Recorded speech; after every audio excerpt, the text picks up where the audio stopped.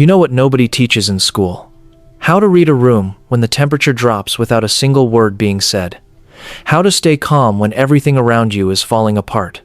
How to know, before the evidence arrives, that something is about to go wrong. How to carry pain quietly while still showing up. These things are not in any curriculum. There is no class for them. No test. No certificate. And yet some people have them. Not because they were born with them, because something happened that made developing them not optional. Psychologists are beginning to call this survival intelligence.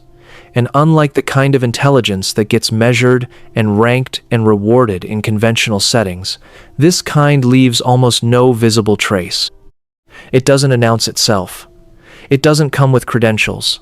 It operates quietly, underneath the surface of a person, in the way they move through difficulty and read people and stay standing in situations that would undo someone who had never been trained by hard experience. And if you carry this kind of intelligence, there is a very good chance you have never once been told that what you have is rare. Because from the inside, it just feels like the way you survived. The first sign is that you can sense danger before it has a name. When you walk into a situation and something in you goes on alert before your conscious mind has caught up with why, a tone of voice, a subtle shift in energy, a thing that was said that felt fine on the surface, but registered somewhere in you as a signal. This is not anxiety, and it is not paranoia. It is a finely calibrated threat detection system built by years of needing to read environments accurately because reading them inaccurately had real consequences. Your brain learned to process social and emotional data at a level of speed and depth that most people never develop because most people never needed to. What feels like instinct is actually pattern recognition running faster than thought. The second sign is that you are remarkably calm in a crisis. Not the performed calm of someone trying to appear composed, the real thing. The quiet that drops over you when something goes wrong and everyone else begins to panic. Something in you shifts into a different gear, clearer, more focused, more capable of identifying exactly what needs to happen next. Researchers studying stress responses in people who experienced significant early adversity have found that repeated exposure to high-stakes situations produces what they describe as stress inoculation. The nervous system learns the terrain. It stops treating crisis as an exceptional state and starts treating it as a familiar one. For most people, chaos is an emergency. For you, it is a problem to solve. And you are very good at solving problems. The third sign is that you know how to endure without breaking. Not because you feel less than other people. Because somewhere in your history, you discovered that you could survive things you were not sure you would survive. And that discovery changed something fundamental in how you relate to difficulty. Other people encounter hardship, and the primary question their nervous system asks is whether they can handle it. Your nervous system already knows the answer. It knows because it has answered that question before. Under real conditions, with real stakes, and the knowledge that you have endured, not the performance of resilience, but the actual lived experience of it, produces a quiet steadiness that is almost impossible to manufacture in the absence of the experience that built it. The fourth sign is that you read people with unusual accuracy. Not just what they say, what they mean, what they are not saying, what the gap between their words and their affect is telling you about what is actually happening underneath. You track micro-expressions and shifts in tone, and the particular quality of a pause, and the way someone's posture changes when a subject gets close to something true. This is not a party trick. It is the result of years of needing to understand the people around you accurately because misreading them had consequences. You became a student of human behavior, not because it interested you academically, but because understanding people was a survival requirement. And the education you received, though no one ever intended it as education, was thorough. The fifth sign is that you carry a kind of loyalty that runs bone deep. When you love someone, when you trust someone, when you decide that a person is yours to protect and show up for, you do it with a completeness that surprises people who have not seen it before. This is not performance. It is the direct product of knowing what it costs to be without someone reliable. You learned, through the experience of needing, and not always finding, exactly what reliable presence means to a person. And so you became it, not because someone asked you to, because you knew, in the most visceral possible way, why it matters. If any of this is landing in a place where recognition feels like the only word close enough, this channel is exactly where you belong. We take the experiences that shape people in ways nobody gives language to, and we give them language. Subscribe if you haven't already, because the signs coming next go into the territory that is hardest to see from the inside.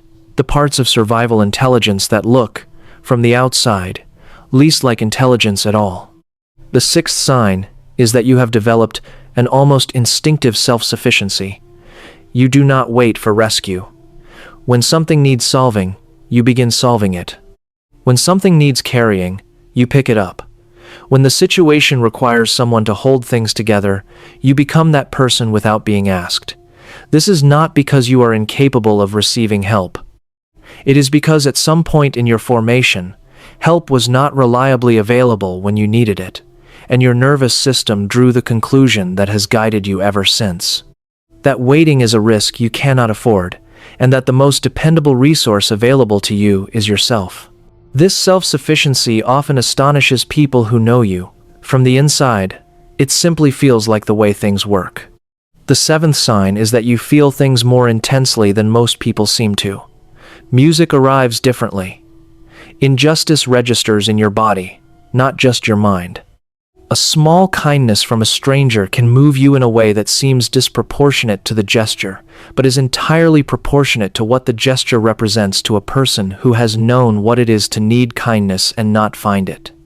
The amygdala, which processes emotional experience, becomes highly sensitized through repeated emotional activation over time. The result is a person whose emotional world runs at a frequency that most people simply do not have access to.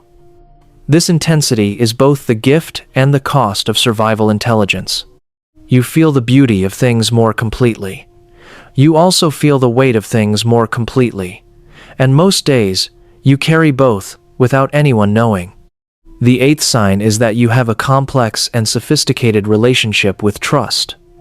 Your threshold is higher than most people's. Not because you are cynical, because you are calibrated.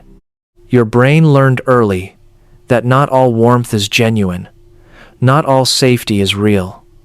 Not all people who seem reliable will remain so when the situation becomes difficult. And so you built filters. Careful ones.